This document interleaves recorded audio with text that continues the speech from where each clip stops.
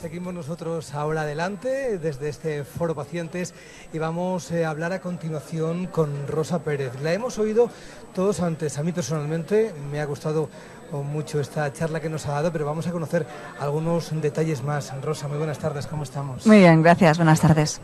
La pregunta desde el principio es clara, ¿Internet sí o sí? Sí, Internet sí, por supuesto. Creo que ha quedado claro con lo que hemos hablado antes, que es necesario estar en Internet.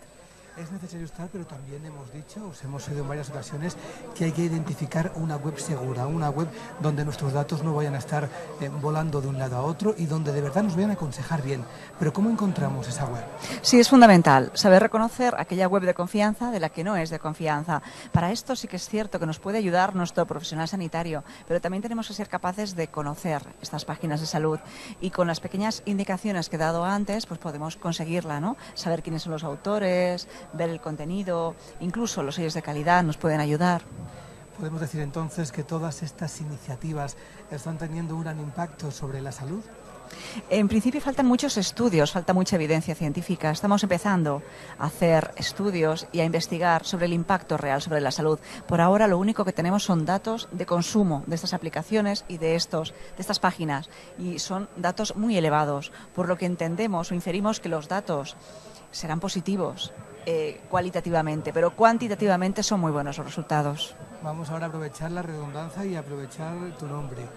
Rosa, ¿qué está aprendiendo del blog de Rosa? Muchísimo. He aprendido en el poquito tiempo que llevo con el blog, he aprendido más que en toda mi carrera profesional como enfermera, como profesional de la salud, porque te llegas a compartir muchísimo más y llegas a acercarte muchísimo más a las personas mediante una página web que mediante el contacto de tú a tú. Parece increíble, pero es cierto. He tenido contactos de mucha más intensidad en Internet que en la vida real.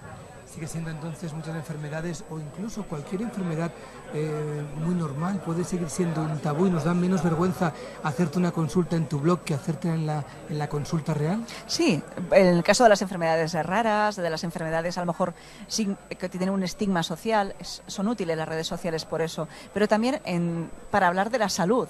No tanto de la enfermedad, sino también son útiles para hablar de la salud, ¿no? Que es el concepto que tenemos que manejar, la salud. Y como en un momento determinado de repente... Bueno, yo quería hacer un blog para pacientes, pero no lo quería hacer demasiado complicado, que no lo entendiera nadie, ni tampoco demasiado sencillo que perdiera credibilidad. Y como yo consumo mucho vídeo de YouTube, se me ocurrió hacer vídeos de salud. Y hago vídeos muy sencillos, de corta duración, accesibles, subtitulados, que son comprensibles para los pacientes y donde les educo en el autocuidado, porque creo firmemente que el autocuidado puede hacer más sostenible el sistema de salud. Podemos decir entonces que es más fácil enseñar un ejemplo y contarlo de viva voz. Siempre. Si yo te digo para sujetar el micro, cogerlo con la mano derecha, acerca toda la boca, si te lo enseño cómo lo hago es más sencillo. Siempre, en vídeo. Sí, para mí el vídeo es el mensaje del futuro. La verdad es que es una maravilla tener a Rosa con nosotros, pero vamos a darte las gracias. A ti, no solamente a vosotros, por estar esta tarde con nosotros, sino también por enseñarnos todo lo que nos acabáis de enseñar hace un ratito. Muchísimas gracias, un placer. A vosotros, gracias. Y a continuación de Rosa tenemos también a más invitados. Ahora estará conmigo en breves instantes Salvador Casado, que lo tenemos ya entrando aquí a mi izquierda. Salvador, ¿cómo estamos? Muy buenas tardes. ¿Qué tal? Buenas tardes, ¿cómo estás? Mi primera pregunta es clara. Sí. Estamos en las redes sociales, estamos aprendiendo, pero ¿no puede llegar a ser un riesgo de que alguien sin titulación, sin saber en realidad lo que nos está diciendo, se aventure a darnos un diagnóstico o a decir, oye, yo me estoy tomando y sea contraproducente para ese paciente y peor para el médico para encontrar la solución? Sí, puede pasar. De hecho, yo creo que las redes sociales e Internet son como una especie de lupa grande que aumenta la imagen de nuestras relaciones sociales. Igual que es peligroso si hacemos caso mientras estamos en el mercado el consejo de alguien sobre un medicamento sobre salud, puede serlo una red social. La pregunta clave es ¿quién nos lo dice? ¿Es fiable? Entonces, esa es la pregunta que deberíamos hacernos siempre ante una información sanitaria, ver si es una fuente fiable de confianza o no. Si conocemos la fuente, si conocemos realmente quién la produce la información, quién está detrás, si es un profesional, si no, si sabemos si tiene un perfil definido o si no lo tiene. Y yo, a la hora de información sensible como esta, sí pediría a cualquier ciudadano que esto lo tenga muy en cuenta, que mire sería la prueba del algodón. ¿Quién me está diciendo la información sanitaria? Y luego, si tengo alguna duda, que la contraste con quien verdaderamente sabe.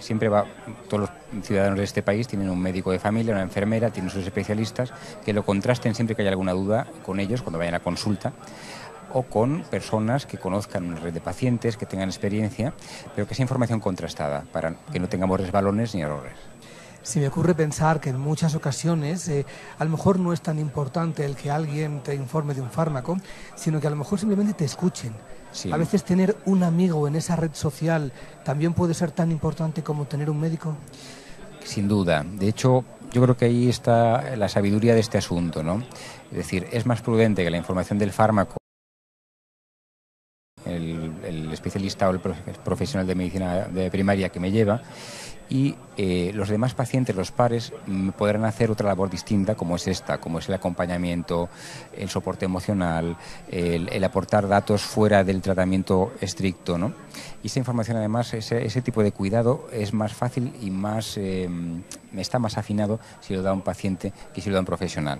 Con lo cual, son ámbitos distintos que juntos como sinergia son más potentes, pero hay que saber cuál está en qué sitio.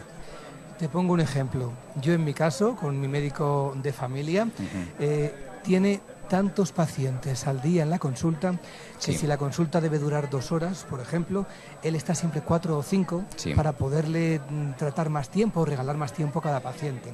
En un futuro, por ejemplo, con pequeñas afecciones, como puede ser un catarro o una gripe, ¿podría ser una consulta online el futuro? No sé si es aventurarnos mucho, pero ¿podría ser el futuro para descongestionar un poquito las consultas? Bien, eso es muy interesante lo que planteas, porque efectivamente cada vez el sistema sanitario está más saturado y hay que buscar soluciones.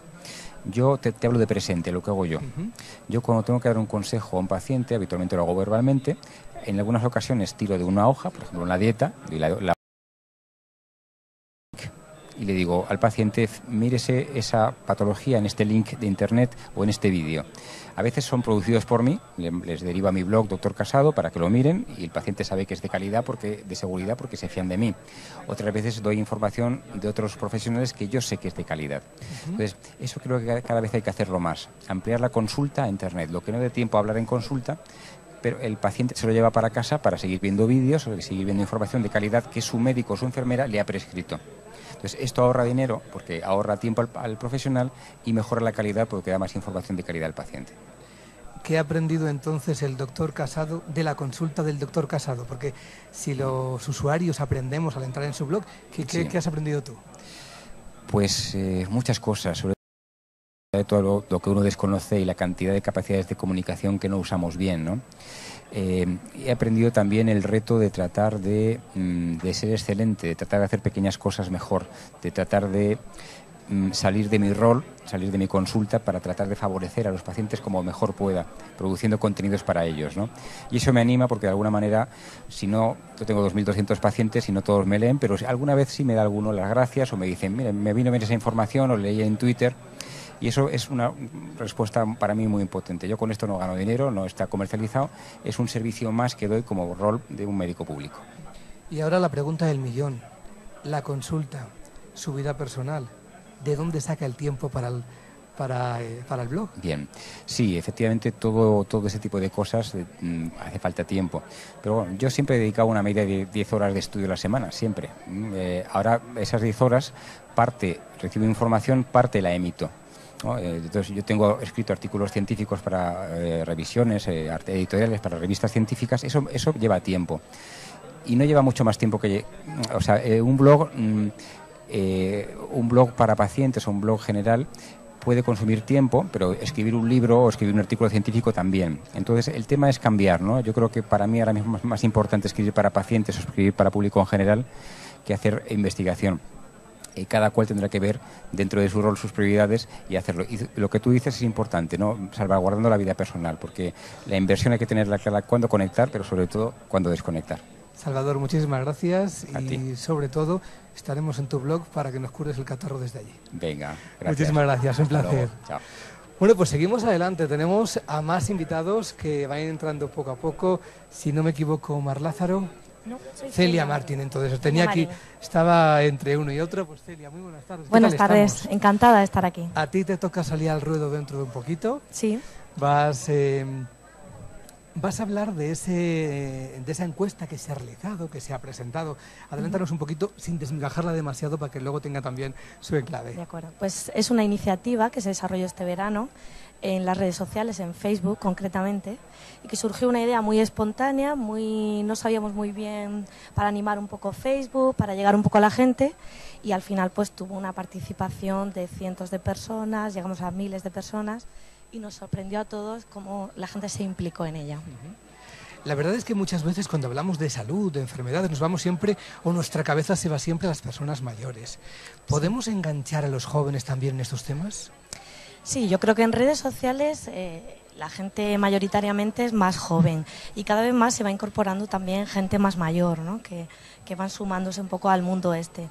Por eso quizá es importante tener abiertos los dos canales, digamos el sistema tradicional del contacto directo, no perderlo siempre porque mucha gente no accede a este mundo, pero también estar presentes en el 2.0, ¿no? Porque al final es donde está la sociedad, donde están los pacientes y es donde tenemos que estar las asociaciones. Entonces ahora la pregunta al revés.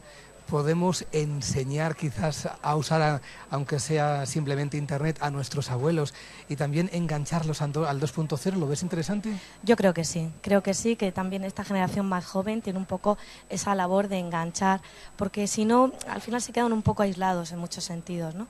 Y creo que la gente mayor le coge mucho el gustillo cuando entra en Internet y ven que tiene acceso a todo ese mundo, ¿no? A toda esa información, se sienten mucho más apoyados. Es interesante. ¿Y qué has aprendido tú de las redes y de todos estos blogs? Pues he aprendido que es una herramienta muy importante que tenemos ahí y que tenemos que utilizarla. Como paciente, pues te sirve muchísimo para estar en contacto con otros pacientes, a veces te da el anonimato ese que necesitamos un poco para abrirnos, y también desde el punto de vista de la asociación es muy interesante porque se ofrece ese servicio público que queremos dar a todo el mundo, ¿no? Al paciente, al profesional sanitario, a la sociedad en general. Pues muchas gracias y te escucharemos. Un placer. Muchas gracias. Hasta ahora. Bueno, pues seguimos adelante. Tenemos también con nosotros a... Un momento, porque esto es puro directo. Además, espera, vamos a deciros la hora para que veáis. Aquí tiene Rosa. Muchas gracias. Esto es puro directo. Necesitaba, lógicamente, su móvil y sus cosas para poder seguir trabajando. Tenemos a Juan José Cabanillas. ¿Qué tal estamos, Juan José? Muy buenas. Acércate al micrófono. Muy buenas. Yo quiero en principio conocer qué has aprendido dentro de la asociación de las redes sociales. Bueno, pues la verdad es que he aprendido muchísimo. Muchísimo porque tenemos unas redes sociales bastante... que se han creado recientemente, llevamos cerca de 2 años, y la verdad es que hemos aprendido desde el principio. Hemos aprendido que a los pacientes les interesan muchísimo las cosas dependiendo de su edad. Por ejemplo, y es una de las cosas que vamos a ver ahora. No es lo mismo una persona con 15 años que tiene unas motivaciones distintas a su patología que una persona pues ya una edad avanzada de 40 o 50 años, por ejemplo. ¿Recomendarías entonces las redes sociales a todos los usuarios de asociaciones de pacientes? Sí, a usuarios desde luego, no hace falta que lo recomiende porque yo creo que es una tendencia de que la gente va por ese camino, ¿no? Hay cifras que demuestran, cerca de universitarios, un 90% de personas que en la universidad que utilizan redes sociales. En las asociaciones de pacientes es el camino que nos queda por recorrer y por supuesto recomiendo su utilización. Creo que no vamos a poder perder mucho y tenemos mucho que ganar, sin embargo. Entonces, ¿estáis encontrando una respuesta masiva dentro de todo el mundo online 2.0? Sí, por supuesto. Podríamos decir que es una respuesta masiva. A lo mejor de momento no tanto como quisiéramos, pero es una constante crecimiento y desde luego en cada canal que hemos entrado, y son diversos, Facebook, Twitter, Twenty, blogs, página web, en cada una de ellas se suban miles de personas, ¿no? También, lógicamente, dependiendo el público que tengas a tu disposición en el sentido de que le esté afectado por esa patología, pero sí, desde luego la respuesta siendo muy masiva.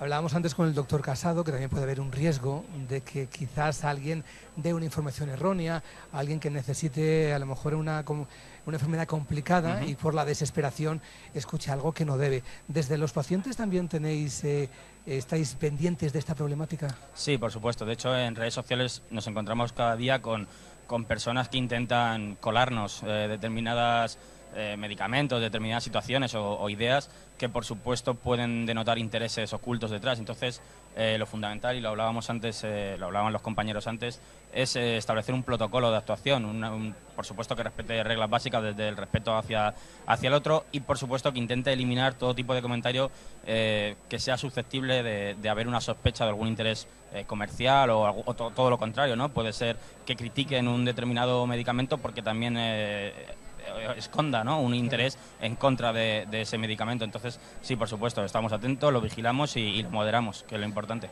Entonces, todo regulado y bien hecho, Internet sí. Sí, todo regulado, bien hecho, profesionalización, es una cosa que me gustaría hablar. Profesionalización tanto de la persona que puede gestionar o el equipo que gestiona esto, como profesionalización de los canales. O sea, las redes sociales, cualquier persona puede tener un perfil, pero una organización de pacientes o no, debe tener un perfil profesional, regulado y que sea oficial y visible, por supuesto. Eso es. Pues muchísimas gracias y en nada te escuchamos de nuevo. Muchísimas gracias. Muchas gracias, un placer. Hasta luego. Bueno, pues nosotros seguimos adelante. Dentro de unos minutos vamos a ofrecerles la segunda parte después de este pequeño descanso del sexto foro de asociaciones de pacientes 2.0. A continuación tendremos a otros invitados que junto al resto de amigos van a seguir contándonos cosas muy interesantes, porque seguramente muchos de los que nos estáis escuchando estáis aprendiendo mucho, y sobre todo lo importante es que a partir de hoy vayáis comentando a todos vuestros amigos, conocidos, que dentro de las asociaciones de pacientes pueden entrar en todas las redes de Internet para aprender mucho más y disfrutar de las mismas. Nosotros os dejamos y en algo menos de un minuto regresamos de nuevo con vosotros en este sexto foro de pacientes. Hasta ahora mismo.